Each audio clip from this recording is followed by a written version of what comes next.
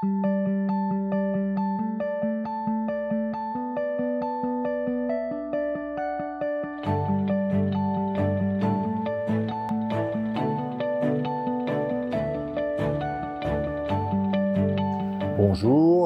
je suis Jérôme Guiton, professeur des universités à la faculté de pharmacie de Lyon, en spécialité toxicologie, et je suis responsable du laboratoire de pharmacotoxicologie des Hospices civils de Lyon.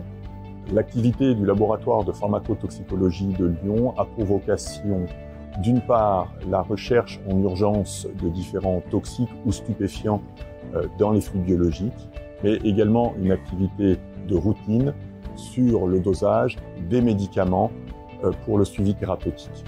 Parmi les médicaments, nous nous intéressons à de nombreuses classes pharmaceutiques, les antibiotiques, les antiviraux, et en particulier, nous avons un intérêt pour les anticancéreux. Les anticancéreux sont des médicaments extrêmement efficaces dans le cadre des traitements du cancer. Ce sont des molécules qui présentent une toxicité importante pour le patient. Elles sont indispensables pour la rémission des cancers. Ces molécules sont également manipulées par le personnel médical et non médical, et la dangerosité de ces molécules doit être prise en compte pour protéger le personnel. Dans ce contexte, nous avons décidé, en collaboration avec la société Ansell, de tester de façon dynamique la perméation de 27 anticancéreux vis-à-vis de 15 gants distincts. Les normes sont statiques, la réalité est dynamique.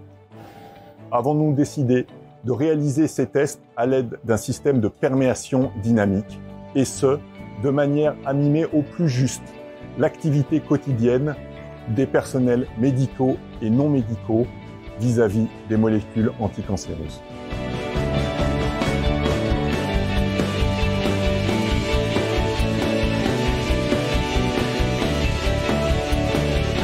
Les conditions expérimentales à l'aide du système de perméation dynamique ont été les suivantes.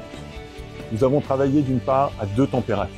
D'une part 37 degrés pour mimer la température corporelle, et d'autre part pour certains anticancéreux à 43 degrés, puisque ces composés-là sont utilisés dans le cadre de CHIP, c'est-à-dire de chimiothérapie hyperthermique intrapéritonéale.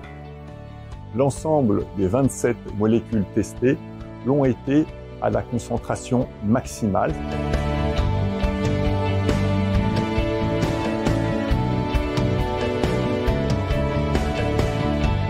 Les résultats ont été les suivants.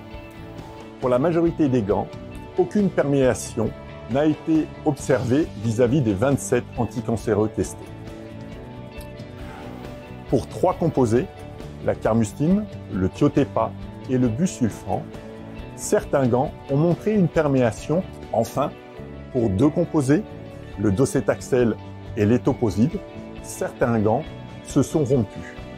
Grâce au système de perméation dynamique ACPP et aux conditions expérimentales que nous avons utilisées, à savoir une température de 37 degrés ou de 43 degrés, des concentrations maximales d'anticancéreux et le système dynamique de test, nous allons largement au-delà des normes en vigueur.